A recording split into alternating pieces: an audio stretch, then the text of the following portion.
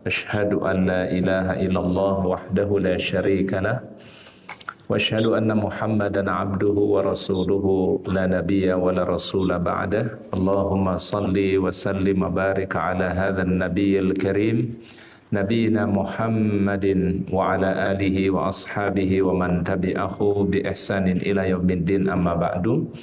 Subhanaka la ilma lana illa ma 'allamtana innaka antal alimul hakim. Raditu billahi rabban wa bil islami dinan wa bi Muhammadin sallallahu alaihi wasallam nabiyyan. Allahumma anta rabbi la ilaha illa anta khalaqtani wa ana abduka wa ana ala ahdika wa wa'dika mastata'tu. A'udzu bika min syarri ma sana'tu, abu'u laka bi ni'matika alayya wa abu'u bi dzambi faghfir li fa innahu la yaghfiru dzunuba illa anta. Para ummahat yang dirahmati dan dimuliakan oleh Allah Ta'ala, gimana kabarnya ibunda semua? Alhamdulillah, mudah-mudahan sehat, barokah insyaallah. Pertama-tama mari kita panjatkan puji syukur kepada Allah Subhanahu wa taala. Di kesempatan hari ini alhamdulillah kita dalam kondisi sehat wal afiat. Kita masih diberikan banyak kebaikan oleh Allah taala yang tentu kalau kita ingin menghitung nikmat Allah, rasa-rasanya kita tidak pernah mampu menghitung nikmatnya. Dan Allah taala tidak meminta kita menghitung nikmatnya, tapi Allah taala meminta kita untuk selalu mensyukuri nikmat yang Allah Subhanahu wa taala berikan. Oleh karenanya mudah-mudahan dengan kita berada di majelis ilmu ini sebagai tanda bersyukur kita kepada Allah Subhanahu wa taala, Allah taala menerima amal-amal kebaikan kita dijadikan sebagai pemberat timbangan nanti pada yaumul qiyamah.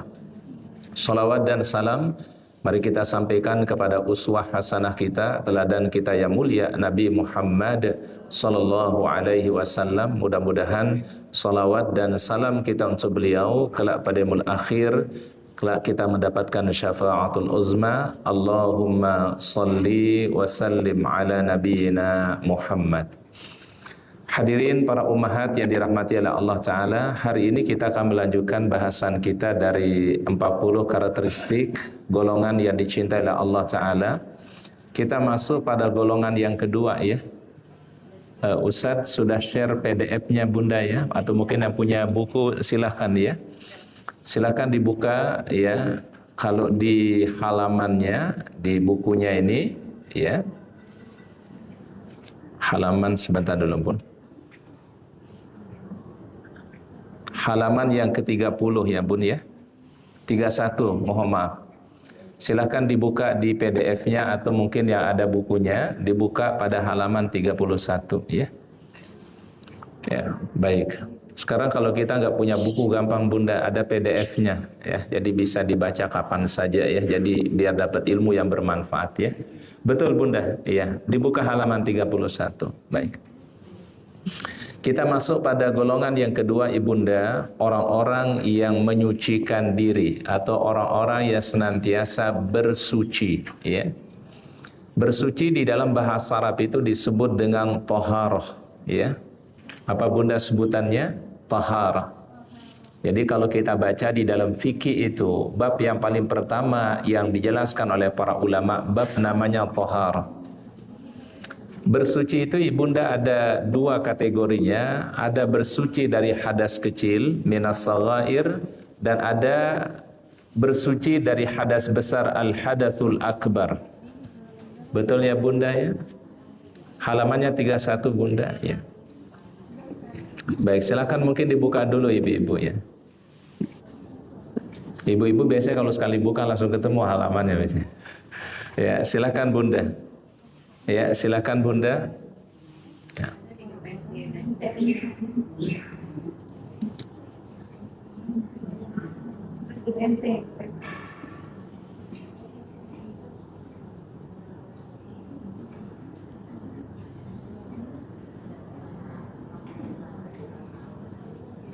Sudah ketemu Bun? Baik. Bagi Bunda mungkin yang baru nyampe, silakan dibuka halamannya, halaman 31 dari buku atau kitab 40 karakteristik golongan yang dicintai oleh Allah Ta'ala. Baik, pertama Ibunda, tadi Ustaz katakan ibunda bersuci itu ada dua ya Bu ya. Pertama suci dari hadas kecil, namanya hadasul asghar. Ada yang kedua namanya suci dari hadas besar, al-hadasul akbar. Biasanya ibunda kalau orang bersuci dari hadas kecil cukup dengan berwudu. Tetapi bersuci dari hadas besar itu mesti dengan mandi janabah. Ya, maka dalam fikih itu ada yang disebut dengan hadas kecil, ada yang disebut dengan hadas besar. Dan Islam, ibunda, agama fitrah, agama yang Allah Ta'ala berikan kesucian di dalamnya. Tidak ada agama yang paling memperhatikan bersih dan suci itu kecuali Islam, Bun. Makanya dalam satu hadis sahih itu apa kata beliau? At-tahuru syatrul iman, bersuci sebagian dari iman. Cuma orang sering menerjemahkannya apa, Bun? Bun, orang sering menerjemahkannya apa? Kebersihan sebagian dari iman. Kalau hadisnya sebenarnya adalah bersuci sebagian dari iman. Bun, apa bedanya antara bersih dan suci? Bun, apa bedanya kalau Ustaz bilang ini satu yang bersih, ini sesuatu yang suci? Apa bedanya antara bersih dan suci ya? Yang bersih belum tentu suci, tapi sesuatu yang suci itu sudah dikategorikan bersih. Maka yang dipakai untuk ibadah kepada Allah Ta'ala itu yang mana ibunda? Yang bersih saja atau yang suci? Suci.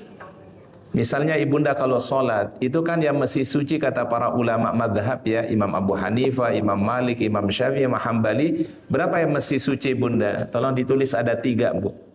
Mesti suci 3 Bun. Pertama, taharatul badan, suci badan kita. Ya, jadi syarat ibadah itu mesti suci. Sucinya harus 3 Bun. Pertama namanya taharatul badan, suci badan kita, tidak dalam kondisi hadas kecil atau tidak dalam kondisi hadas apa? Besar. Ya Bunda ya, ini syarat pertama. Syarat yang kedua, taharatul libas, yaitu adalah sucinya pakaian. Ibunda, badan suci, pakaian tidak suci, ada najis, nggak boleh. Ya Bunda ya. Baik, yang ketiga, taharatul makan, suci tempatnya. Jadi tempat yang dipakai itu tidak ada najis di situ, tidak ada hadas di situ, maka itu baru bisa dipakai untuk bersuci. Ada berapa suci itu Bunda dalam ibadah? Ada 3 ya. Suci badan, suci pakaian, dan suci tempat. Kalau ini ibunda sudah penuhi yang 3, maka ibadah itu diterima oleh Allah Subhanahu wa Ta'ala. Ini Allah Ta'ala sebutkan di dalam Al-Quran ibunda di surat Al-Baqarah ayat 222 ya. Allah Ta'ala berfirman, Inna Allaha yuhibbut tawwabina wa yuhibbul mutatahirin. Apa artinya inna? Sesungguhnya. Inna Allaha, sesungguhnya Allah yuhibbu apa? Mencintai at-tawwabina, orang-orang yang bertaubat, wa yuhibbu, dan mencintai al-mutatahirin, orang yang menyucikan diri mereka. Berarti Allah Ta'ala mencintai siapa? Yang bertaubat kepada Allah dan yang selalu bersuci. Suci dari hadas kecil atau suci dari hadas besar. Ibunda, ada satu petunjuk yang bagus dari baginda Nabi SAW.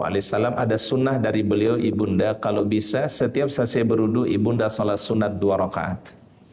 Ya, jadi selesai berwudu salat sunat 2 rakaat. Selesai ibunda berwudu salat 2 rakaat. Walaupun ibunda lakukan ibadah yang wajib, ibadah yang sunnah, dahulukan dulu dengan salat sunnah wudu 2 rakaat. Ya Bu ya, jadikan kebiasaan, jadikan habit. Ada enggak dalilnya Ustadz? Ada. Dalilnya dalam sebuah hadis, kata beliau, barang siapa yang berwudu dan wudunya sesuai dengan anjuran Nabi SAW, dia sempurnakan wudunya. Nanti kita akan jelaskan bagaimana menyempurnakan wudu. Kemudian ia salat 2 rakaat, ya, dia salat 2 rakaat, Allah Ta'ala mengampuni dosa-dosanya yang telah lalu. Masya Allah Bunda, kalau kita berwudu, kemudian salat sunnah wudu berapa rakaat? Seorang sahabat namanya Bilal bin Rabah radhiyallahu anhu. Bilal ini Bunda, kalau kita baca sejarahnya, siapa dia Bun? Bun, seorang budak. Budak itu hitam apa putih Bu? Tahu dari mana Bun? Bun, Bilal itu hitam apa putih Bu? Hitam, ya. Baik, orang mana Bilal itu Bun? Orang Afrika putih apa hitam, Bu? Hitam ya, Bu, ya, orang Afrika, Al-Afariqa. Ya, dulu waktu kami kuliah di sana di Saudi itu, satu asrama itu nggak boleh digabungkan orang Indonesia semua, nggak boleh, Bu. Atau orang Asia, itu harus dicampur, Bu. Jadi ada orang Asianya, ada orang Eropanya, ada orang Afrikanya, ya. Dalam satu kamar itu nggak boleh. Misalnya kan kalau kita maunya kan kalau bisa sesama Indonesia gitu ya, Bu, ya. Di sana nggak boleh, harus digabungkan, ya. Orang Asianya, ada orang Afrikanya, orang Eropanya. Karena warna kulit berbeda-beda. Itu Allah Ta'ala jadikan sebagai sunnatullah, Bun. Jadi berbeda warna kulit. Itu semua adalah tanda-tanda kekuasaan Allah, Bun. Itu kalau Ustaz lihat teman-teman dari Afrika itu kebayang sahabat Bilal, Bun. Yang cuma kelihatan giginya doang putih, Bun. Hitam, ya. Apalagi Afrikanya bagian tengah ke barat sana, Bun. Dari Afrika Tengah namanya sampai ke Afrika Barat, itu yang warna kulitnya hitam betul, Bun. Kalau Afrika bagian timur yang berbatasan dengan negara Arab, itu Bunda cenderung kulitnya hitam kayak hitam manis gitu, Bun. Contoh orang Al-Habasyah itu ya, atau orang sebagian wilayah Sudan itu hitam, tapi hitamnya tidak hitam yang gelap banget, Bu. Ya. Tapi itu semua tanda kekuasaan Allah. Allah Ta'ala nggak lihat dari warna kulit kan, Bun, ya? Mau warna kulitnya hitam, warna kulit putih, yang dilihat oleh Allah Ta'ala apanya, Bu? Ketakwaannya. Bukan dia berbangsa Arab, dia bukan non-Arab, ya, bukan karena dia warna kulit putih, kulit hitam, ya. Maka Islam tidak mengenal namanya rasisme. Ya, apa rasisme itu, Bunda? Membedakan orang berdasarkan warna kulit. Nggak boleh. Dalam Islam nggak boleh. Ya, makanya sahabat Nabi itu nggak semua putih, Bu. Ya, dan tidak semua berbangsa Arab, Bun. Contoh, ada sahabat Nabi berasal dari Persia. Namanya siapa, Bun? Sahabat Nabi dari Persia, Salman Al-Farisi dari Persia, Bun. Ya, ada sahabat dari keturunan Romawi. Romawi itu cenderung kulitnya kayak Eropa, Ibunda, ya, putih, ya. Itu sahabat Nabi namanya Suhaib Ar-Rumi. Ada sahabat yang berkulit hitam. Namanya siapa tadi? Bilal bin Rabah. Bilal ini Masya Allah, ya, diceritakan dalam sirah itu, sahabat ini setiap hari, Ibunda, kalau berwudu salat sunat 2 rakaat, kalau berwudu salat sunnah 2 rakaat. Satu malam Nabi SAW bermimpi, ya, tentu mimpi seorang Nabi, mimpi seorang Rasul itu apa? Adalah hak, kebenaran, ya, wahyu dari Allah Ta'ala. Di dalam mimpi beliau Rasulullah SAW sedang berada di taman-taman surga, dan beliau sedang berjalan di taman surga. Terdengar dari belakang beliau ada suara sendal yang mengikuti langkah Nabi. Ternyata sendal itu sendal yang dimiliki oleh Bilal. Orangnya nggak ada, Bun, cuma sendalnya aja itu ngikuti Nabi SAW dalam surga. Maka besok habis salat subuh, habis fajar, baginda Nabi memanggil, "Aina Bilal?" Mana sahabat Bilal, Bilal bin Rabah. Maka Bilal menghampiri baginda Nabi SAW, dan Rasul bertanya begini, "Wahai Bilal, semalam," kata Rasul, "aku bermimpi. Di dalam mimpiku aku berada di taman surga, dan aku mendengar suara terompahmu, suara sendalmu mengikuti langkah aku dalam surga. Apa amalan yang kau biasa lakukan, wahai Bilal?" Jadi Rasul aja sampai bertanya, Bun, amalan apa yang engkau biasakan lakukan, wahai Bilal? Apa jawabnya Bilal, ibu-ibu? Ya Rasul, setiap kali saya selesai berwudu, saya salat sunat 2 rakaat. Ya, ini kebiasaan daripada sahabat siapa tadi? Bilal bin Rabah. Kenapa, Ibunda? Kalau orang berarti adalah dia rajin untuk salat wudu, berarti wudunya pun juga dia jaga. Makanya Ibunda, salah satu anjuran Nabi SAW, kalau bisa misalnya Ibunda udah berwudu, kemudian kita batal wudu kita, wudu lagi. Biasakan dalam keadaan taharah. Biasakan dalam keadaan berwudu. Ibunda keluar rumah, berwudu. Mau ke pasar, berwudu dulu. Insya Allah kalau kita jaga banyak kebaikannya, Ibunda. Ya. Salah satu hal yang diwasiatkan oleh para Nabi dan Rasul, menjaga dalam keadaan berwudu. Dan biasanya nanti Bunda kalau udah terbiasa jaga wudu, itu terkadang kita salat duha dengan wudu itu nanti bisa sampai nyambung dengan salat apa? Zuhur. Ya, kalau udah terbiasa, Bun. Ya. Maka oleh karena kebiasaan itu perlu dilakukan, namanya habit, ya. Upayakan dalam keadaan berwudu terus ibunda, ya. Baik, itu tadi dalilnya ya. Innallaha yuhibbut tawwabin wa yuhibbul mutatahhirin. Firman Allah Ta'ala yang lain tentang penduduk Kuba. Penduduk Kuba ini bunda satu lokasi yang ada di Madinah. Ibunda nanti kalau berumrah atau berhaji pas datang ke kota Madinah ada lokasi namanya Kuba. Kuba itu sebenarnya nama wilayah ibunda. Kalau kita di sini mungkin Pekayon, Bu. Ya, Kuba itu berarti wilayahnya bukan kan orang mikir tuh kalau Kuba itu hanya sekitar Masjid Kuba saja, enggak. Itu Kuba itu distrik, Bun, kelurahan kalau di kita, ya. Pekayon ini kelurahan atau kecamatan, Bun? Kelurahan ya, Bu ya. Ya, kalau di sana Kuba namanya, Bu. Berarti wilayahnya luas, Bu. Ya bunda ya. Nah, dulu Kuba itu adalah tempat pertama kali Rasul singgah dalam perjalanan hijrah beliau. Jadi begitu memasuki kota Madinah, tempat yang paling pertama kali dimasukkan Nabi wilayah namanya Kuba. Dan beliau mendirikan masjid di situ bunda namanya Masjid Kuba yang sampai sekarang masih ada di kota Madinah. Setelah itu ibunda, setelah beliau membangun Masjid Kuba, beliau berjalan ibunda kurang lebih mungkin sekitar 1 kilo atau setengah kilo dari situ, turun ayat Al-Quran tentang sholat Jumat. Maka di situ didirikan masjid namanya Masjid Jumu'ah. Ya kalau ke Madinah itu bunda ada Masjid Kuba, ada Masjid Jumat. Kenapa Masjid Jumat? Karena di situ turunnya ayat perintah untuk melaksanakan sholat Jumat. Kemudian baru Rasul setelah sholat Jumat baru beliau berangkat menuju lanjutkan perjalanan sampailah sekarang di Masjid An-Nabawi. Jadi itu rutenya ya bunda ya. Jadi Rasul dari Kuba, kemudian beliau tadi dalam perjalanannya turun ayat perintah sholat Jumat. Kemudian dibangun sekarang situ masjid namanya Masjid Jumat. Kemudian setelah itu beliau baru melanjutkan perjalanan baru menuju sekarang yang disebut dengan Masjid Nabawi. Berarti Nabawi itu dibangunnya setelah Masjid Kuba, Bun. Bukan Masjid Nabawi duluan ya bunda ya. Ya, karena Rasul pertama kali singgah di Yathrib di Madinah, pertama kali itu beliau singgah di kampung apa tadi namanya? Kuba. Nah, orang-orang Kuba ini punya kebiasaan ya, dan Masya Allah diabadikan dalam Al-Quran oleh Allah Ta'ala di surat Taubah ya, ayat yang ke-108. Apa firman Allah Ta'ala? Fihi rijalun yuhibbuna ayyatatahharu. Di dalamnya, yaitu di dalam Kuba itu ya, ada orang-orang yang ingin menyucikan dirinya. Dia senang mensucikan dirinya, senang berwudu, senang menjaga wudunya. Kalau dia batal wudunya bunda, dia wudu lagi. Itu kebiasaan penduduk Kuba. Fihi rijalun yuhibbuna ayyatatahharu wallahu yuhibbul muttahhirin. Allah mencintai orang-orang yang senantiasa apa? Bersuci berwudu. Maka ibunda dijadikan kebiasaan ya Bu ya, kalau bisa selalu dalam keadaan berwudu. Misalnya ibunda Muhammad keluar dari kamar mandi, upayakan dalam keadaan berwudu. Selalu dalam keadaan berwudu, ya. Jadi orang berwudu itu bukan hanya karena semata-mata sholat doang, Bu. Ya. Kalau yang wajib itu kan kita wudunya mesti 5 kali ya, Bu ya. Setiap 5 waktu. Kalau bisa lebih dari 5 kali, Bun. Ya. Kita niatkan ya Allah. Kan setiap basuhan dari anggota wudu itu kan Allah Ta'ala ampuni dosa-dosa kita, Bun. Betul, Bun? Contoh kata Nabi ketika membasuh tangan. Makanya sunnahnya ibunda sebelum kita berwudu basuh tangan 3 kali dulu kan. Setiap kita membasuh tangan kita, kata Nabi SAW, basuhan tangan dengan air wudu itu adalah Allah Ta'ala ampuni dosa yang disebabkan karena tangan kita.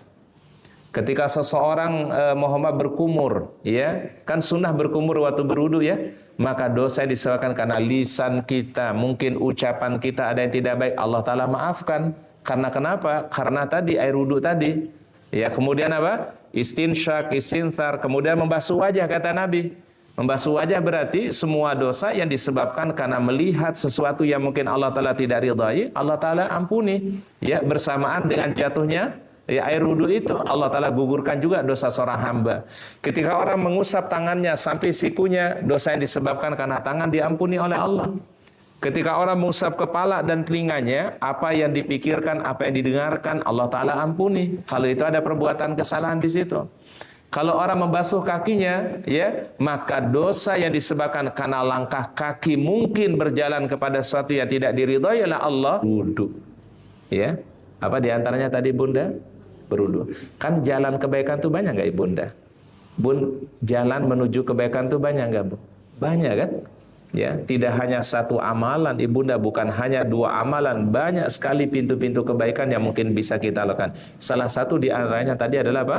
Menjaga dalam kondisi selalu berwudu. Ya. Baik, berikutnya adalah dari Anas bin Malik bahwasanya ketika ayat ini turun Rasulullah SAW bersabda, "Ya ma'syaral ansar, wahai sekalian penduduk Ansar." Ansar itu orang mana, Bun? Bun, kalau disebut Al-Ansar itu orang-orang Madinah, ya. Jadi dulu di zaman Nabi itu bunda sahabat itu ada dua. Pertama namanya Muhajirin. Ada masjid ini apa namanya? Masya Allah, Al-Muhajirin ya. Masjid Al-Muhajirin. Ada juga namanya Al-Ansar, ya. Jadi ada namanya adalah Al-Muhajirin dan juga ada namanya Al-Ansar. Muhajir itu yang hijrah dari Mekah menuju Madinah. Kalau Ansar berarti penduduk asli kota Madinah. Dan Masya Allah ibunda bisa bedakan kalau ke Mekah ke Madinah. Kita kalau di Madinah itu bunda terasa lebih tenang. Hati terasa lebih nyaman dibandingkan dengan kota Mekah. Para jamaah suka bertanya, Ustadz kenapa sih kalau kita di Madinah kok rasanya lebih tenang, hati rasanya lebih damai ya di kota Madinah. Ini ternyata ada sebabnya, Bun. Di antara sebabnya kata para ulama adalah kota Madinah itu didoakan oleh Nabi 2 kali keberkahannya dibandingkan kota Mekah, Bu. Jadi salah satu doanya beliau, ya Allah berikanlah keberkahan kota Madinah seperti keberkahan kota apa? Mekah. Dan berikanlah keberkahan kota Madinah 2 kali daripada keberkahan kota Mekah Al-Mukarramah. Jadi wajar ibunda, kenapa orang kalau di Madinah itu rasanya lebih tenang banget. Ya. Terasa hati lebih damai dibandingkan orang di Mekah. Kalau di Mekah bawaannya Muhammad bunda, buru-buru, Bu. Apa sih orang tuh nggak bisa tenang, Bun, kalau di Madinah, di Mekah ya. Karena kenapa? Mungkin pertama karena kredit. Ya, apalagi sekarang Saudi menerapkan ibunda, laki-laki itu nggak boleh menggunakan pakaian biasa kalau untuk tawaf sunnah itu, Bun. Ya, tapi orang kita nggak kehilangan akal, Bu. Ya, Bu ya. Orang kita nggak kehilangan akal, Bu. Ya, tetap aja pakai pakaian ihram. Ya, asal bisa apa namanya? Bisa tawaf di pelataran Ka'bah itu. Karena kecuali kalau haji itu masih dibebaskan laki-laki boleh menggunakan pakaian bebas ya, mau pakai baju koko, jubah ya. Tapi kalau udah musim umroh itu tidak boleh seseorang yang memasuki di area Ka'bah itu kecuali dalam keadaan apa? Berihram ya. Makanya orang kita pintar juga, Bu. Ya, walaupun dia nggak umroh, asal mengenakan pakaian apa? Ihram bisa masuk ke dalam masjid, ya. Itu aturan terakhir di Saudi sekarang, ibunda. Ya, kalau ibu-ibu sih bebas ibu-ibu. Kalau ibu-ibu kan nggak dicek kalau ibu-ibu. Karena pakaiannya ibu-ibu mau berumroh atau tidak berumroh kan sama, Bun. Ya. Yang paling kelihatan tuh laki-laki, Bu. Kan kalau dia pakai pakaian biasa seperti ini nggak boleh, Bu. Nggak boleh masuk di area tempat tawaf. Ini mungkin tujuannya Saudi ibunda untuk membatasi ya, jangan sampai terjadi kepadatan yang lebih ya ketika melakukan tawaf terutama, Bu ya. Tapi sekarang banyak alternatif kok ibunda ya, kalau nggak bisa di lantai bawah itu bisa di lantai 2. Cuma memang mungkin diameternya agak jauh ya. Jadi kalau di bawah itu kita tawaf cuma 40 menit selesai, bunda. Kalau di atas itu 1,5 jam baru selesai, Bu. Karena kan diameternya semakin lebar, semakin luas ya. Jadi kita 2 kali tawaf di bawah sama dengan 1 kali atau 2 kali di atas, Bu. Jadi kita udah dapat 2 di bawah, dia baru dapat 1 di atas, Bu. Ya, karena diameternya terlalu lebar, Bun ya. Tapi sekarang jamaah juga dikasih kenyamanan, Bu. Ada yang pakai mobil golf ya. Ya, sa'i itu sekarang ibunda nggak terlalu lama. Sa'i itu cukup 15 menit selesai, Bu. Pakai mobil golf, Bu. 15 menit selesai, Bu. Ya. Jadi orang umroh sekarang itu, bunda, umroh itu nggak sampai 1/2 jam, Bun. Kalau pakai mobil golf itu, Bu, tawaf sa'i 1/2 jam udah selesai, Bu. Ya. Kenapa, Bun?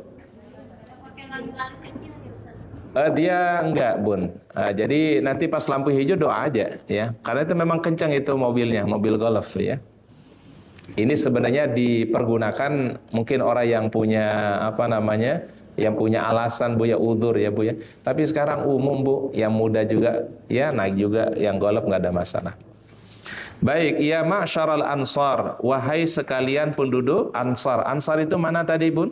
Penduduk kota Madinah disebut dan Ansar. Innallaha qad athna 'alaikum fituhur, ya. Allah memuji kalian di dalam bersuci. Fama taharukum. Bagaimana cara kalian bersuci? Qalu natawadda'u lis-salat. Kami berudu untuk salat, ya. Jadi kita itu berudu ya karena dia hadas kecil, maka wudu dipergunakan untuk apa? Salat. Wa nagsilu minal janabati, dan kami mandi karena junub. Ya berarti kalau hadas besar diganti dengan apa? Dengan mandi, ya.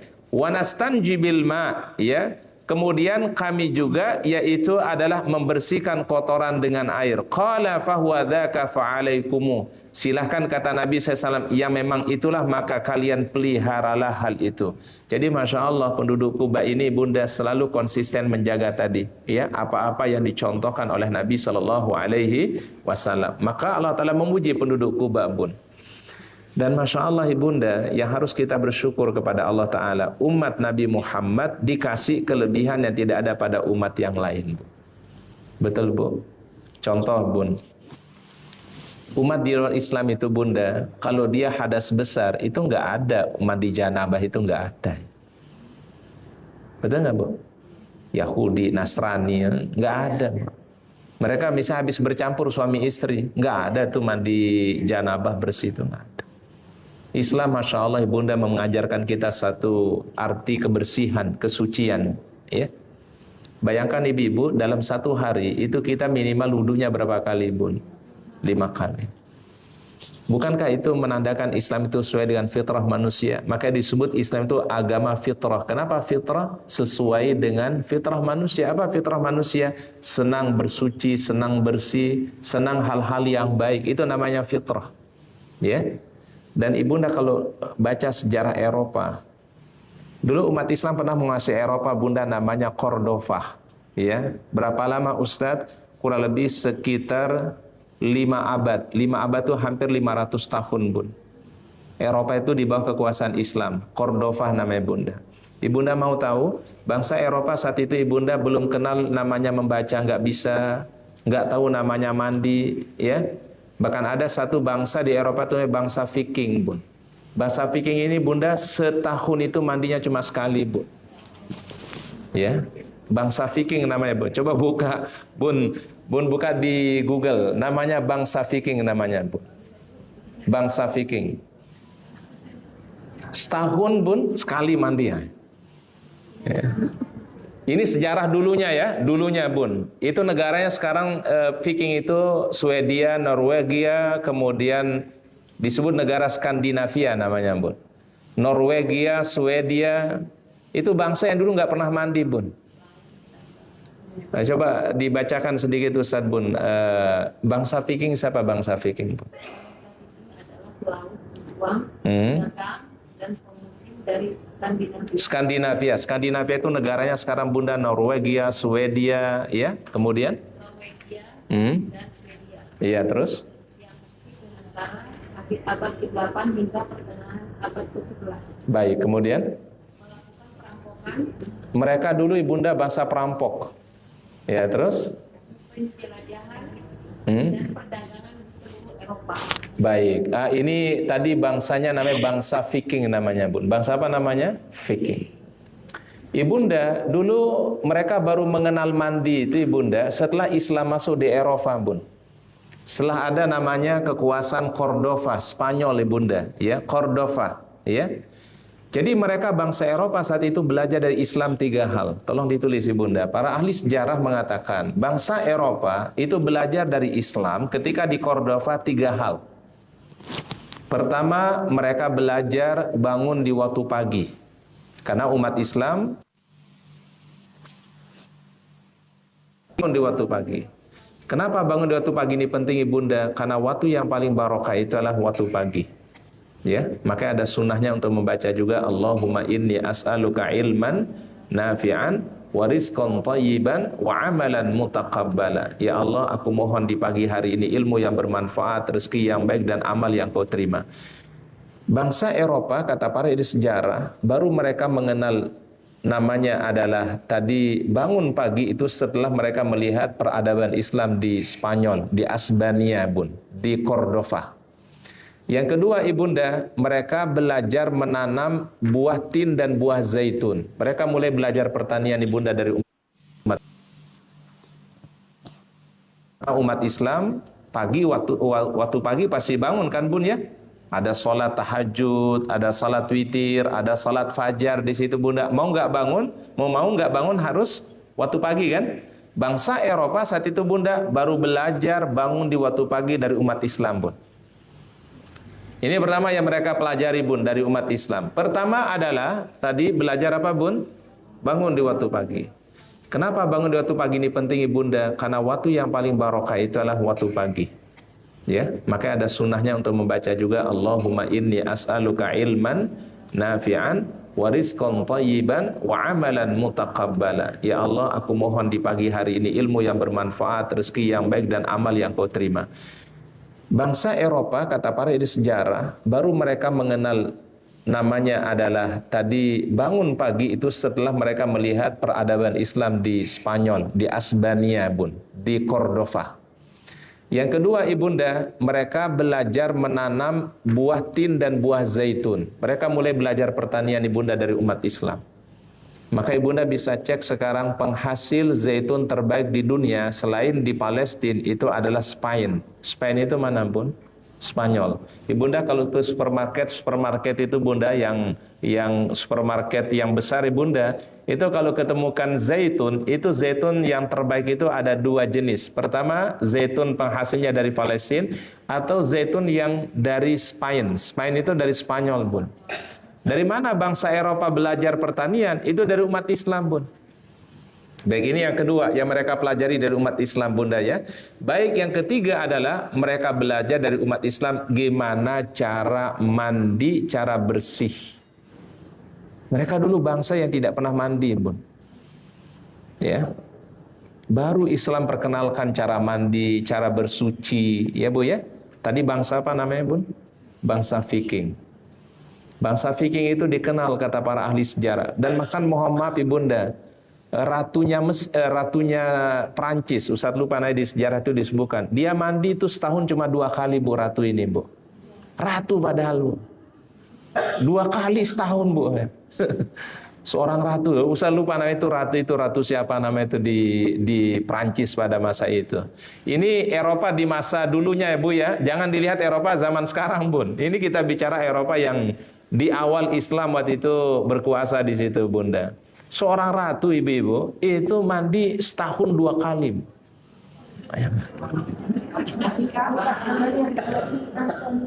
Siapa? Coba. Coba sebutkan di situ, Bun. Iya, terus di situ jelaskan.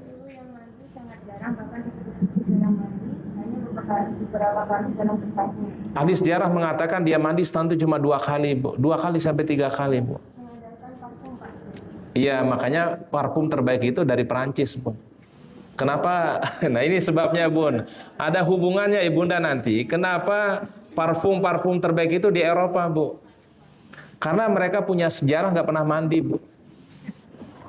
Ya, Bu, ya. Iya, Bu, ya.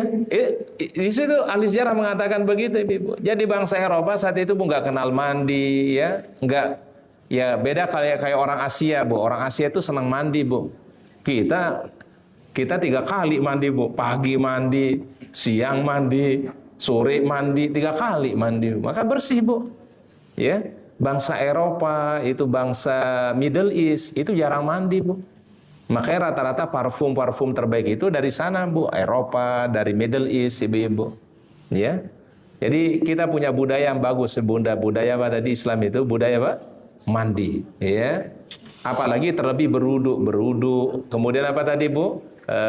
Bersuci. Itu satu contoh yang diajarkan Nabi Shallallahu Alaihi Wasallam. Ratu siapa tadi namanya itu, Bun?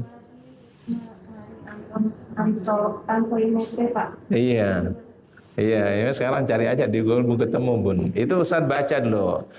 Seorang ratu, Bu.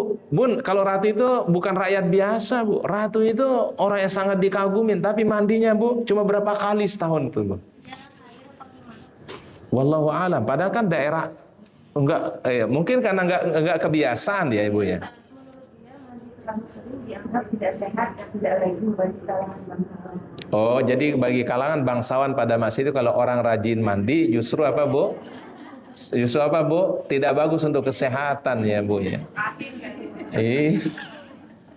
Padahal Masya Allah, Bu ya, ya namanya kita ini kan ada fitrahnya ya. Manusia itu punya fitrah senang suci, senang bersih gitu, Bun. Ya, baik. Baik, sekarang kita masuk Ibunda adab-adab dalam bersuci. Tolong ditulis Ibunda. Adab-adab dalam bersuci. Silakan ditulis Umi, Bunda. Pertama, disunnahkan bagi orang yang akan memasuki kamar mandi untuk mengucapkan bismillah. Allahumma inni a'udzubika minal khubuthi wal khabaisi. Ustaz ulangi sekali lagi. Adab-adab bersuci yang pertama disunnahkan atau dianjurkan bagi orang yang akan memasuki kamar mandi membaca bismillah. Berarti ini dibacanya di luar kamar mandi atau dalam kamar mandi, Bun? Di luar. Berarti sebelum masuk baca dulu, Bun.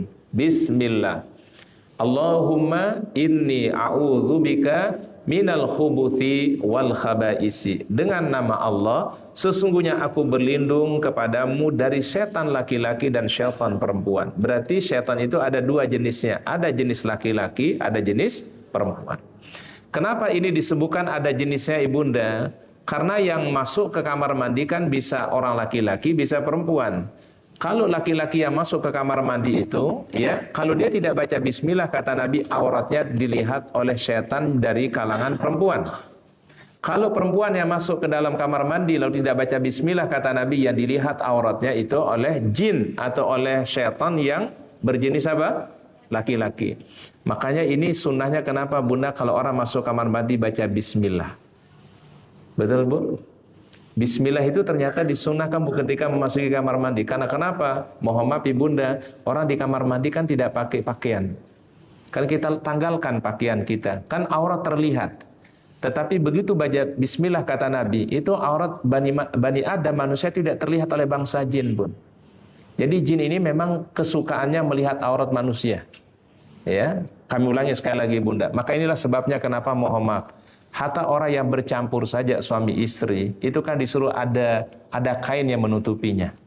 Betul, Bu ya? Jadi rupanya jin, setan itu senang melihat manusia yang tidak pakai pakaian, Bu. Nah, gimana cara menjaganya kata Nabi? Jagalah hal itu dengan ucapan bismillah. Coba di hadis berikutnya itu Ibunda, sitru ma bainal jinni wa arati bani Adam. Penutup antara jin dan aurat Bani Adam adalah jika dia masuk kamar mandi mengucapkan bismillah. Makanya Ibunda mohon maaf, salah satu sebab gangguan jin itu biasa terjadi di kamar mandi. Kalau orang, mohon maaf Ibunda, kalau orang tidak membaca doa atau tidak berlindung kepada Allah Ta'ala ketika masuk kamar mandi, rentan kena gangguan jin. Karena rupanya kamar mandi itu sarangnya apa, Bun? Sarangnya jin. Betul nggak, Bu? Ustadz, gimana kalau kamar mandi kinclong? Ya, Ustadz pernah ke satu negara, Ibunda, waktu dulu ada acara kami dengan teman-teman alumni Timur Tengah itu, Bun, ke Dubai, Bun. Dubai ini, Bun, kamar mandinya itu mungkin, kalau masjid ini mungkin Ibunda mohon maaf, mungkin kalau di ujung sebelah situ, Bunda, separuh bagian situ kamar mandinya, Bun. Gede kamar mandinya. Udah 10 kali 10 ukuran kamar mandinya, Bun. Dan tidak ada air pun yang jatuh berserakan di kamar mandinya, Bu. Bersih, kinclong. Ya, Bu ya. Boleh nggak dipakai buat sholat di situ, Bu? Boleh nggak? Di kamar mandi nih. Bersih, wangi. Nggak ada air setetes pun, Bu. Boleh nggak dipakai untuk sholat? Nggak boleh. Nggak boleh kan? Karena itu tempat yang orang qada hajat. Walaupun dia bersih, walaupun dia wangi. Ya mungkin ukuran 10 kali 10 ukurannya. Gede, Bu. Wah, kamar mandi gede banget ya. Ya, itu di Dubai, Bun.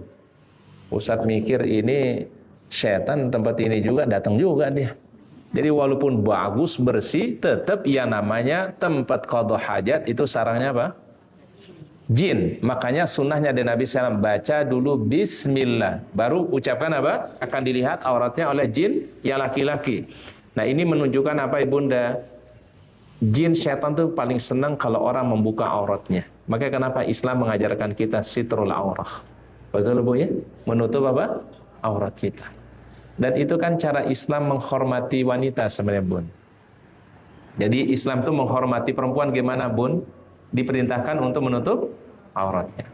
Baik, adab yang kedua ibunda, mohon ditulis ibunda. Jika dia keluar dari kamar mandi, dianjurkan, disunnahkan mengucapkan gufronaka. Boleh ini yang paling pendek ibunda ya. Gufronaka. Ya Allah, aku memohon ampunanmu. Itu artinya gufronaka. Boleh membaca juga Alhamdulillahilladzi azhaba 'annil adza wa 'afani. Jadi ada dua doanya ibunda. Boleh baca yang pendek gufronaka, itu yang paling pendek Bun. Atau baca apa? Alhamdulillahilladzi azhaba 'annil adza wa 'afani. Ya Allah, segala puji bagimu yang telah menghilangkan segala gangguan ya yang menyakitkan pada diriku dan telah memberikan keselamatan kepadaku. Ibunda pilih yang mana? Yang panjang apa yang pendek, Bu? Oh, ibu-ibu mau pendek pilihnya. Gufronaka. Ya, gufronaka aja dah, ya. Udah singkat, pendek, ringkas gitu, Bu ya. Kalau tadi panjang ya, Bu. Alhamdulillahilladzi azhaba 'annil adza wa 'afani. Dan dua riwayat yang sahih dari Nabi sallallahu alaihi wasallam. Baik, kemudian berikutnya ibunda, sunnah yang berikutnya, adab yang ketiga ibunda, tolong ditulis. Dianjurkan juga jika masuk kamar kecil, mendahulukan kaki yang sebelah kiri dan mendahulukan kaki kanan apabila keluar. Jadi begitu masuk, dahulukan kaki yang kiri, dan ketika keluar, dahulukan kaki yang sebelah mana? Kanan. Paham Bun? Berarti dibalik ibunda ya. Kalau khusus masuk kamar mandi ibunda, dahulukan kaki kiri, dahulukan kaki kanan waktu keluar. Tapi kalau kita masuk rumah ibunda kebalikannya. Dahulukan dengan masuk dengan yang kanan, keluar dengan yang sebelah kiri. Itu sunnahnya dari Nabi Shallallahu Alaihi Wasallam. Sedetail itu Rasul ajarkan, ya, sedetail itu Rasul ajarkan. Makanya ada dialog ibunda, ada dialog dulu sahabat Nabi dengan orang Yahudi. Sahabat Nabi ini namanya Salman Al-Farisi. Siapa namanya Bun? Salman Al-Farisi. Apa kata orang Yahudi? Wahai Salman, apa yang diajarkan oleh Muhammad, oleh nabimu? Enggak mau menyebut Rasulullah Bun. Kenapa enggak menyebut Rasulullah Bun? Ini orang Yahudi bertanya nih. Apa kata Yahudi ini? Apa yang diajarkan oleh Muhammad?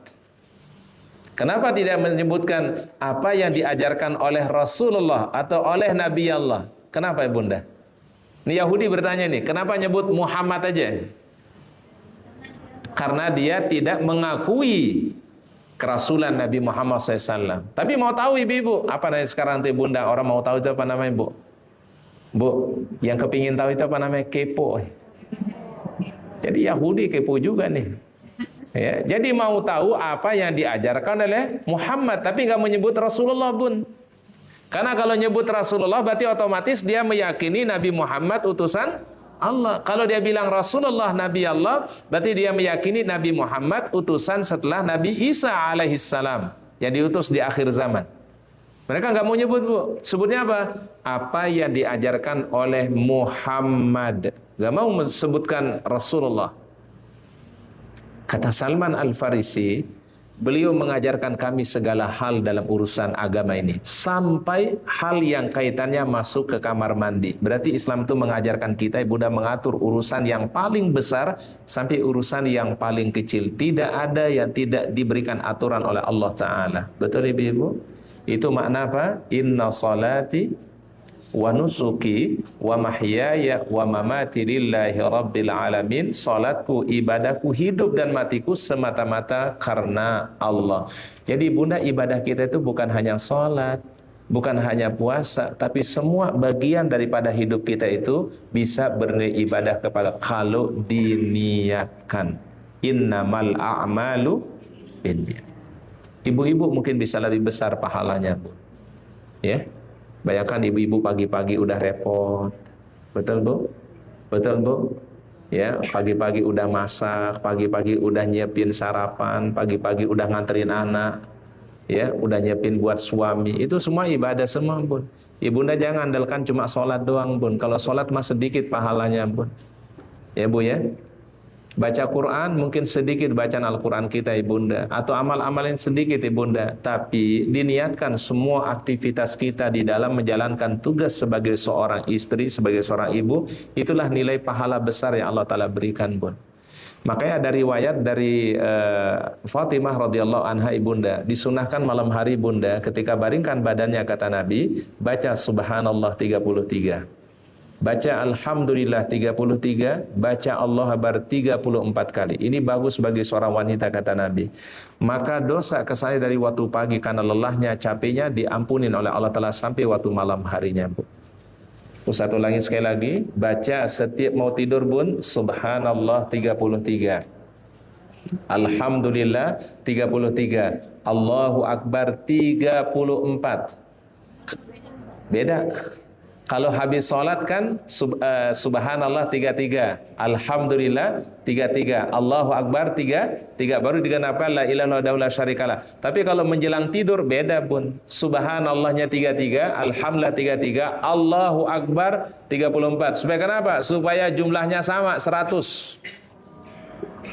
Kan yang habis sholat ke 100 juga tuh, Bun. Subhanallah 33, alhamdulillah 33, kemudian Allahu Akbar 33, digenapkan satu ucapan, la ilaha illallah wahdahu la syarikalah lahul mulku wa lahul hamdu wa huwa ala kulli syai'in qadir. Tapi kalau menjelang tidur, subhanallahnya 33, alhamdulillah 33, Allahu Akbar 34 kali.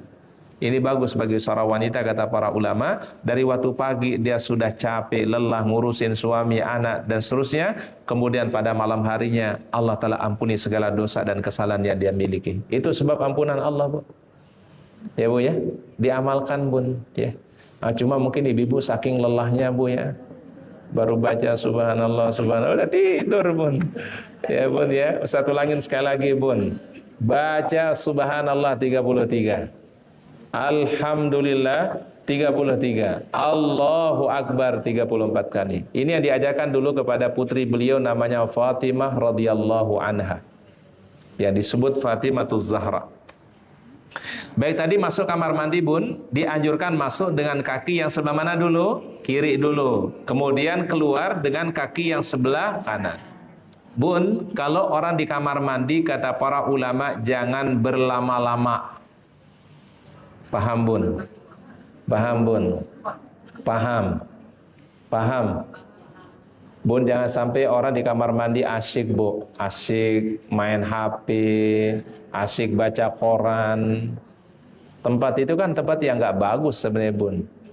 Makanya kenapa disebut qada'ul hajah? Ibunda tahu artinya qada' hajat? Apa nih qada'ul hajah itu, apa, Bun? Orang masuk kamar mandi kan orang bilang, dia sedang qada hajat. Apa makna qada hajat, teman? Qada hajat, berarti ada dua kata ya, qada dan hajat. Qada itu apa ya, qada? Memenuhi. Hajat itu apa artinya? Keperluan. Berarti kalau sudah selesai keperluannya, segera keluar, Bu. Ya, paham? Ada orang di kamar mandi cari inspirasi, Bu. Allahu Akbar.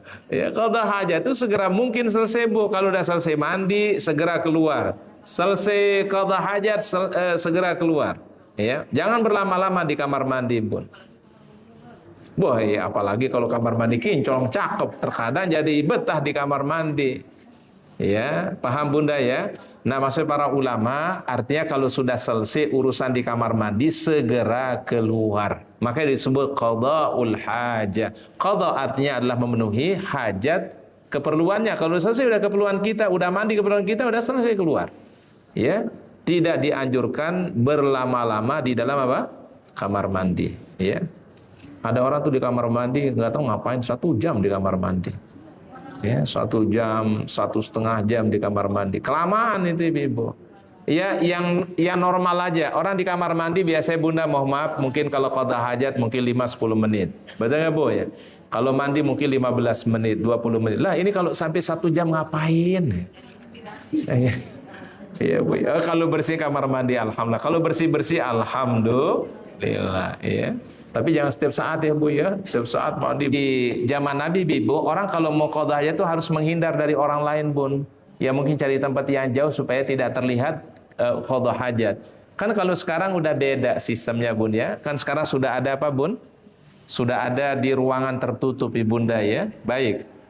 Kemudian berikutnya yang kelima, ya, ditulis yang kelima, dianjurkan agar tidak mengangkat pakaiannya terlebih dahulu sehingga dekat dengan tempat buang air. Jangan mohon maaf Ibunda, kamar mandinya masih jauh, udah main angkat gamis aja Bun.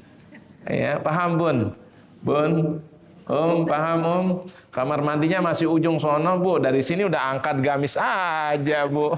Ya, ternyata itu tidak sesuai dengan anjuran Nabi Bun. Angkat gamis pakaian itu kalau sudah di depan kamar mandi.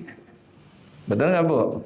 Berarti kalau dia angkat pakaiannya berarti terlihat apanya? Auratnya nggak boleh. Ya, makanya kata Rasulullah SAW, angkatlah pakaian itu ketika sudah mendekat daripada apa? Daripada kamar mandinya. Jangan masih jarak 200 meter main angkat aja, Bu. Ya. Baik, apa dalilnya? Ini dari Ibnu Umar. Anna Nabi SAW idza arada hajatan la yarfa thawba hatta yadnu min ardi. Bahwasanya Nabi apabila ingin membuang hajat, qada hajat, beliau tidak mengangkat pakaiannya sehingga dekat dengan tempat qada hajatnya.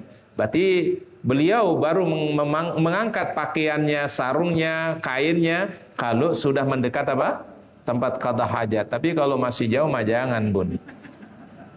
Tapi biasanya kalau orang kebelet biasanya Bun gitu ya. Tahu kebelet Bun? Udah ada nggak tahan gitu Bu ya. Udah dari jauh main angkat aja ya. Kadang angkatnya nggak tanggung-tanggung, angkatnya Bun, bukan hanya betis kelihatan, paha bisa kelihatan. Ya, ini tentu tidak sesuai ini kata Nabi SAW. Baik, yang keenam Ibunda. Ya, adab yang keenam, silakan ditulis, tidak diperbolehkan menghadap ke kiblat atau membelakangi kiblat. Ini terutama Ibunda kalau orang itu qada hajat di ruangan terbuka. Kalau dulu kan di zaman Nabi di ruangan terbuka Bun ya. Nah yang jadi perbedaan itu begini sekarang Bun. Ustadz sekarang gimana kalau kita sudah di ruangan tertutup? Contoh kamar mandi sudah di ruangan tertutup sekarang ya Bun ya. Artinya di dalam bangunan ya. Apakah masih berlaku larangan ini atau tidak Ibunda? Nah ini ada perbedaan para ulama mazhab Ibunda. Sebagian ulama mengatakan kalau dia berada dalam bangunan maka boleh menghadap ke kiblat atau membelakangi kiblat. Sebagian ulama Ibunda, ya, karena dia sekarang berada di ruangan. Ini kan kayak kamar mandi di masjid ini Ibunda, di Masjid Al-Muhajirin misalnya. Misalnya kalau qada hajatnya menghadap ke kiblat, kalau dia berada dalam dalam ruangan, maka sebagian ulama pendapat mengatakan boleh menghadap kiblat atau membelakangi kiblat. Ini pendapat yang pertama Bun. Tapi ada pendapat yang kedua mengatakan walaupun di dalam ruangan tertutup tetap larangan masih berlaku. Berarti jangan menghadap ke kiblat atau membelakangi kiblat. Jadi ada dua pandangan para ulama Ibunda. Paham Bunda? Nah Ustadz, kalau misalnya kita beli rumah dari pengembang itu Bun ya, dari pengembangnya sudah terlanjur menghadap kiblat, sedangkan kita meyakini adalah kalau kita berqada hajat tadi jangan menghadap atau lagi kiblat. Gimana caranya? Para ulama mengatakan kalau dia mengambil pendapat yang kedua yang mengatakan masih dilarang, maka boleh menggeserkan badannya sedikit, ya supaya jangan langsung mengarah ke arah kiblat. Jadi geser aja sedikit, miring sedikit badan, itu tata cara kata para ulama. Tetapi kalau pendapat yang pertama kan mengatakan boleh Bu, selama ada di ruangan tertutup, hatta nggak ada kiblat nggak ada masalah saya Bunda, ya. Paham Bunda ya? Nah ada yang dia bongkar Bu kamar mandinya, ya. Ya silahkan, mungkin dia punya pandangan, dia punya pendapat, ya kita hormati Bu ya. Ya berarti Bunda kalau dalam fikih itu nggak usah nggak usah ngeyel. Saling ngeyel itu apa ngeyel? Bu, jangan berkeras-kerasan guys. Mungkin dia punya pandangan, kita hormati. Kalau dia punya dasar, kita hormati. Ya sama orang kalau sholat Bun, kenapa ada yang sholatnya begini gitu Bu ya? Allahu Akbar, tangannya sejajar dengan telinga. Tapi sebagian riwayat dari Rasulullah SAW, beliau salat sejajar dengan bahunya. Allahu Akbar. Bahkan di depan dada. Allahu Akbar. Ketiga cara ini dicontohkan semua oleh Nabi SAW. Tandanya kalau ada pandangan yang berbeda, ada pendapat yang berbeda, silakan kita saling menghormati, tasamuh satu dengan yang lainnya. Contoh misalnya ibunda, kalau orang sujud ada yang tangannya dulu kemudian baru lutut. Betul Bu? Ada juga yang mungkin saudara kita lututnya dulu kemudian baru tangan. Ya, kedua-duanya boleh diamalkan Ustaz, boleh. Masing-masing ada dasarnya, riwayatnya sahih dari Nabi SAW. Ada ibunda kalau i'tidal, sami Allahu liman hamidah. Ada, kita biasa lepas tangan kita Bu. Tapi ada saudara kita mungkin sami Allahu liman hamidah, Rabbana walakal hamdu, dia bersedekap, dihormati saja Bu. Karena dia punya dasar, dia punya dalil, ya kita hormati. Ya, apa artinya bunda? Islam ini mengajarkan kita keleluasaan.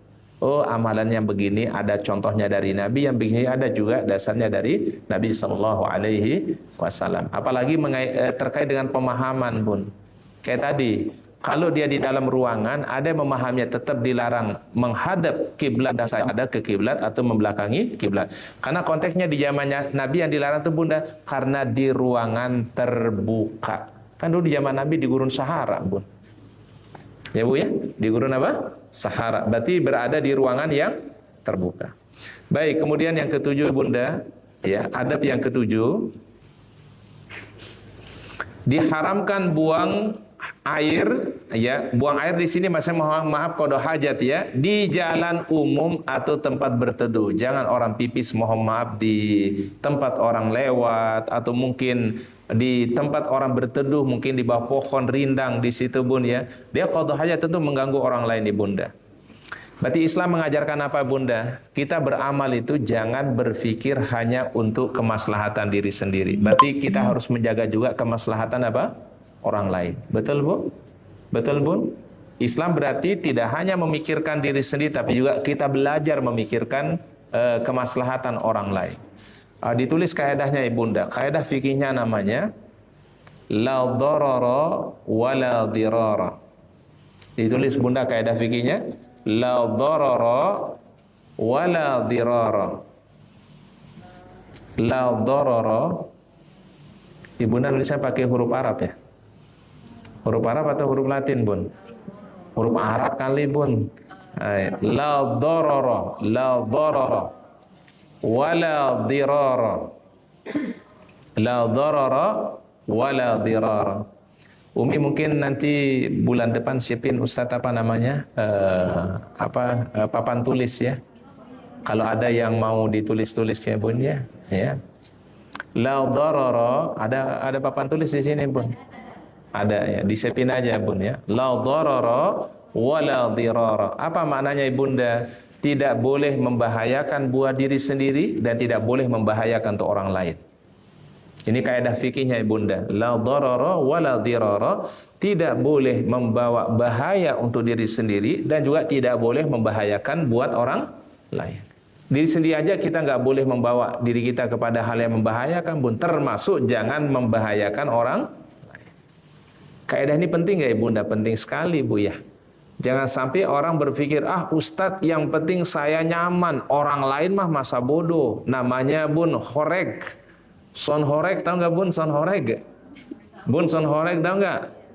Kalau lagi rame nih son horeg sekarang. Kira-kira Ibunda gimana pendapat ibu-ibu tentang son horeg?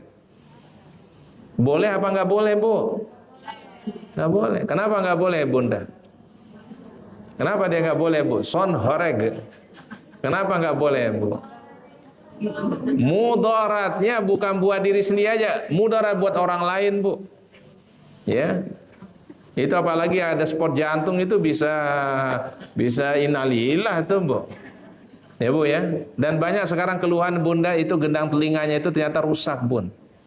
Rupanya telinga kita ini disetting oleh Allah Ta'ala. Dia punya volume khusus, kadar berapa dia bisa mendengar. Melebihi dari itu dia akan rusak gendang telinganya Bun. Son horeg itu melebihi daripada yang semestinya Bun. Bahkan tuh Bunda genteng aja pada jatuhan tuh Bu. Ini dia lagi son horeg lagi dibunyiin tuh Bun. Itu genteng itu pada rontok jatuh Bu. Bayangkan berarti kan getarannya itu kuat tuh Bu. Makanya kenapa MUI, Majelis Ulama itu mengatakan haram namanya sonhoreg. Ya tadi pertimbangannya itu adalah kita pertimbangkan tadi bun la dharara wala dirar. Jangan bawa bahaya untuk diri sendiri dan juga jangan menimbulkan bahaya untuk orang lain. Baik, wallahu alam bisawab. Mungkin itu dulu yang kita bisa bahas ya Ibunda pada pertemuan hari ini. Mohon ditandain Ibunda ya. Silakan kalau mau bertanya mengenai tema tadi atau di luar tema, silakan kami beri kesempatan. Umi silakan dipandu Umi. Umi silakan dipandu.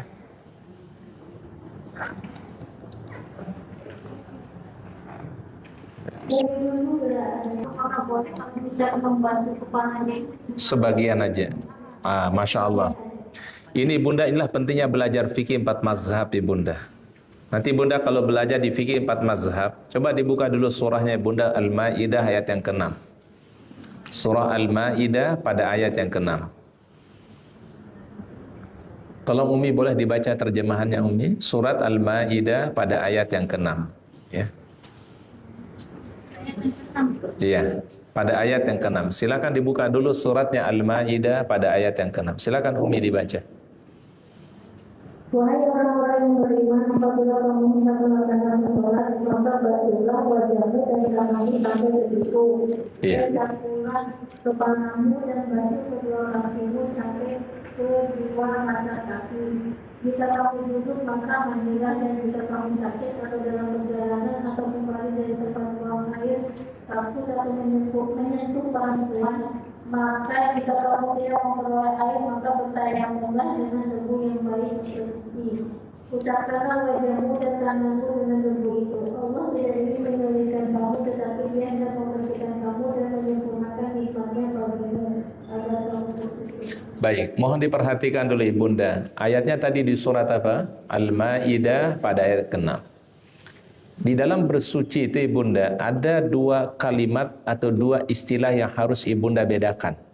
Pertama namanya ghaslun, yang kedua namanya mashun. Ghaslun itu artinya membasuh, kalau mashun artinya mengusap. Paham Bun? Baik, satu lagi sekali lagi. Kalau kita belajar di fikih 4 mazhab itu Bunda, ada dibedakan para ulama antara istilah ghaslun. Ghaslun itu artinya membasuh. Berarti airnya mesti banyak. Membasuh namanya Bunda. Maka kalau wajah itu dibasuh Bun. Fagsilu wujuhakum. Kemudian kalau tangan juga dibasuh kan? Kemudian kaki juga dibasuh. Berarti kadar airnya mesti banyak dan mengalir. Ingat ibu-ibu, mengalir kata para ulama. Ya Bu ya. Makanya mohon maaf Ibunda, fatwa di MUI sebenarnya kurang setuju kalau ada ibu-ibu lagi di umroh, kan pernah ditegur tuh, nggak tahu di TikTok atau di Instagram gitu Bu.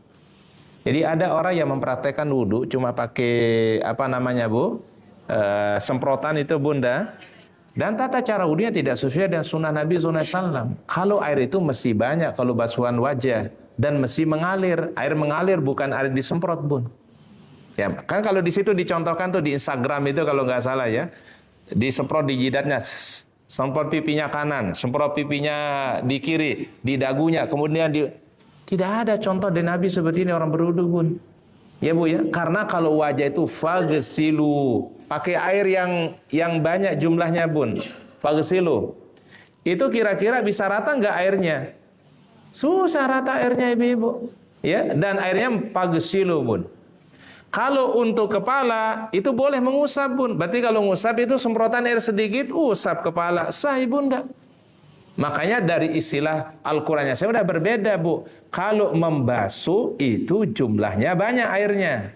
Tapi kalau famsahu itu jumlah sedikit. Maka MUI kan memfatwakan kurang sempurna wudu orang kalau menggunakan cuma, lebih mending pakai gini Bun. Lebih mending pakai Ibunda ini, aqua gini, Ibunda guyur, kemudian basuh wajah itu lebih afdol. Karena kenapa? Airnya dituang, kemudian dia basuhnya lebih banyak Bun. Kalau pakai semprotan gimana? Tidak sakit. Ustaz nggak berani mengatakan tidak sah Ibunda ya, mungkin itu yang dia ini. Tapi itu kalau secara hukum fikihnya itu nggak sempurna Bun. Paham Bun? Bun, kita bisa wudu nggak dengan segini nih Bun? Bisa. Dan airnya bisa dituangin. Itu tuangin itu bahasanya fagsilu, Bun. Ibunda tuangin, kemudian usap. Nggak usah 3 kali, Bunda. Usap sekali aja, Bun. Dan ambil yang rukun-rukunnya saja. Mana rukunnya wudu? Wajah. Mana rukunnya wudu? Tangan.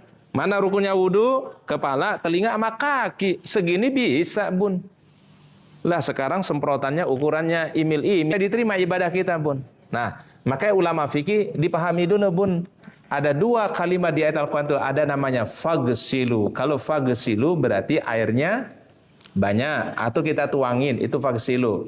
Tapi kalau wamsahu itu mengusap, berarti cukup airnya sedikit. Baik, Ustadz, dalam membasuh atau mengusap kepala ada 3 mazhab para ulama. Tolong ditulis Ibunda. Ada 3 pendapat para ulama mazhab di dalam mengusap kepala. Ya.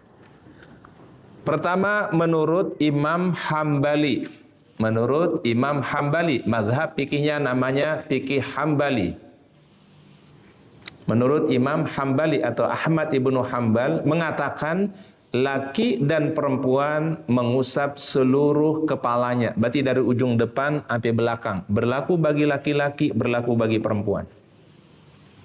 Ini berarti ibu-ibu kalau ngusap kepala, kalau pakai mazhabnya Hambali begitu juga, Bun. Dari depan sampai belakang. Belakang ditaruh ke depan. Itu kalau pakai mazhab Hambali. Berlaku bagi laki-laki, berlaku bagi perempuan. Paham, Bun? Ini mazhab pertama. Mazhab yang kedua, mazhabnya Imam Syafi'i dan Imam Abu Hanifah. Imam Syafi'i dan Imam Abu Hanifah mengatakan usaplah sebagiannya, bukan keseluruhannya, sebagiannya. Minimal kalau sudah mengenai 3 helai rambut, itu kadar minimal. Berarti Bunda boleh mengusap cuma sedikit saja bagian depan rambutnya. Asal sudah mengenai sebagiannya, sudah sah daripada wudhu kita. Itu pendapatnya Imam Syafi'i dan Imam siapa? Imam Hanafi. Karena beliau memahami dari ayat itu fagsilu wujuhakum wa aydiyakum ilal marafiq wamsahu birusikum, usaplah sebagian, bukan keseluruhan. Berarti sebagian. Karena Rasul pernah berwudu Ibunda, beliau pakai sorban dan beliau angkat sorbannya. Jadi beliau pakai sorban waktu itu Bunda, sorban yang diikat di kepala, beliau angkat sorbannya dan diusap hanya sebagian rambut beliau saja dan mengenai cuma beberapa helai rambut saja, Bun. Maka Imam Syafi'i meminimkan minimal 3 helai rambut sudah kena, itu sah wudunya. Paham, Bunda? Ini mazhabnya siapa tadi? Imam Syafi'i dan mazhab Imam Hanafi. Pendapat yang ketiga, mazhab Imam Maliki. Kalau Imam Maliki mengatakan bagi laki-laki dianjurkan keseluruhan kepalanya, kalau perempuan dianjurkan sebagiannya. Berarti kalau Imam Maliki itu membedakan antara laki dan perempuan. Kalau Imam Maliki itu kalau laki-laki dianjurkan keseluruhan kepalanya diusap atau rambutnya tadi, tapi kalau perempuan adalah cukup sebagian kepalanya saja. Paham, Bunda? Berarti ada berapa mazhab? Ada 3. Mazhab pertama tadi Imam Hambali. Apa kata Imam Hambali? Laki dan perempuan sama, mesti mengusap seluruh bagian daripada kepalanya, Bun. Dari depan sampai belakang. Mau rambutnya pendek, rambutnya panjang, itu mesti kena semua, Bun. Kalau pakai mazhabnya Hambali. Tapi mazhab yang kedua ini mungkin yang lebih mudah bagi ibu-ibu, terutama kalau pakai jilbab. Kecuali kalau di rumah mungkin kita lepas jilbab berwudu nggak ada masalah. Tapi mungkin kalau kita di tempat umum dan seterusnya ya. Maka kalau Imam Syafi'i, Imam Hanafi mengatakan kalau sudah mengenai sebagian daripada kepala, sahlah wudu kita. Paham sama ini sini, Bun? Baik, pendapat yang ketiga mengatakan Imam Maliki membedakan. Laki-laki dianjurkan keseluruhan kepalanya atau usap semua kepalanya, tapi kalau wanita cukup sebagian saja. Berarti banyak ulama yang mengatakan wanita itu sebagian saya sudah sah daripada wudunya. Paham sampai sini, Bun? Ya. Takut kelihatan gimana, Bun? Sebenarnya Ibunda begini, kalau kata para ulama itu kita bertakwa kepada Allah semampu kita, Bun. Ada solusi kata para ulama. Ibunda bisa berwudu membelakangin caranya. Paham, Bun? Kan misalnya kalau ini biasa kalau di tempat umum Ibunda ya. Nah, caranya kata para ulama, boleh Ibunda minta ada teman yang menutupi kita. Buka aja tangannya, nggak ada masalah. Ya. Karena kalau mohon maaf kalau diusap cuma di atas ini, usap belum temukan riwayatnya Ibunda. Paham, Bun? Ya ada riwayatnya itu Bunda, Rasul pernah mengusap pada bagian atas rambut beliau karena beliau pakai imamah. Tapi kalau lengan baju saya belum temukan riwayatnya Bunda. Paham Bunda? Ya, karena kan kalau kepala tadi bisa mengambil cuma sebagiannya. Tapi kan kalau tangan ini kan mesti dibuka jadinya. Nah, maka solusinya kata para ulama adalah kalau kontemporer sekarang Bunda, Ibunda membelakangin aja posisinya waktu berwudu. Misalnya di situ ada banyak orang tuh, Ibunda hadap sana aja Bunda. Insya Allah kan kita tidak sengaja untuk memperlihatkan kita mau berwudu Bunda, ya. Atau Ibunda tadi minta teman untuk menutupi halangi kita wudu ngadep sana, nggak ada masalah Bun. Karena usah belum temukan dalilnya Bunda kalau ngusap di atas pakaian tuh usah belum temukan. Kalau di atas sorban iya. Tapi kalau di atas lengan gamis usah belum temukan riwayatnya. Ya Bu ya. Tapi kalau yang punya pandangan wallahualam usah belum tahu apa dasarnya Bunda. Setahu Ustadz ini Bunda, yang boleh itu kalau di atas jilbab itu yang ada riwayatnya. Kita pakai penutup kepala gitu Bunda, usap sebagian kemudian diusap sebagian ke atas itu boleh, ya. Imamah namanya Bun. Tapi kalau lengan baju sampai saat ini usah belum temukan dasarnya atau riwayatnya.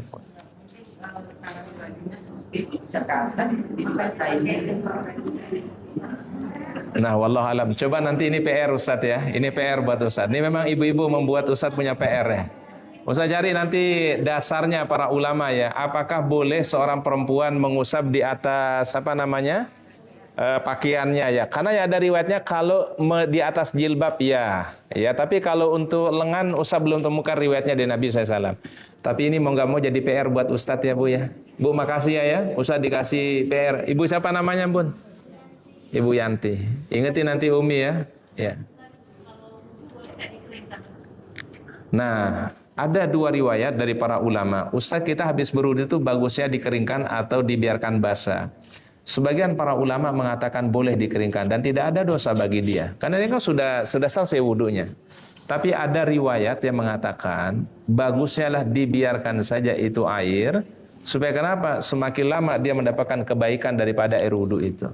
Tapi ini ijtihadiyah ya Bunda ya. Yang mau keringkan silakan. Karena mungkin kalau tidak dikeringkan nanti jadi basah dan seterusnya ya lengan baju. Maka dikeringkan nggak ada masalah. Dan itu tidak ada kaitannya nanti wudu itu menjadi sah atau tidak sah enggak. Ya. Baik, wallahu a'lam bishawab. Nih Ustaz dikasih per sama Bu Yanti. Nih. Ya Bu ya, saat nanti cari insya Allah. Biar nggak salah kita memberikan hukum. Ya. Baik, ada yang lain silakan Bun. Ada yang lain? Bu, ada Bu? Ada? Baik, kalau tidak ada kita cukupkan Ibunda ya. Mudah-mudahan Ibunda semua sehat, barokah, panjang umur. Dan insya Allah kita ketemu bulan depan ya. Pas Ustaz sebelum umrah insya Allah bulan depan tuh. Pas Ustaz sebelum umrah insya Allah ya. Umrah 29 Ustaz. Kita kaji 25 September ya. Insya Allah masih bisa ketemu insya Allah. Baik, mudah-mudahan kita diberikan sehat, barokah semua oleh Allah Ta'ala. Dan mudah-mudahan Ibunda semua sehat, barokah, panjang umur ya. Istiqomah terus ibu-ibu ya. Ya semangat insya Allah ya. Baik, mari kita akhiri doa kafaratul majlis. Subhanakallahumma bihamdika asyhadu an la ilaha illa anta astaghfiruka wa atubu ilaik. Mohon maaf atas segala kekurangan. Assalamualaikum warahmatullahi wabarakatuh.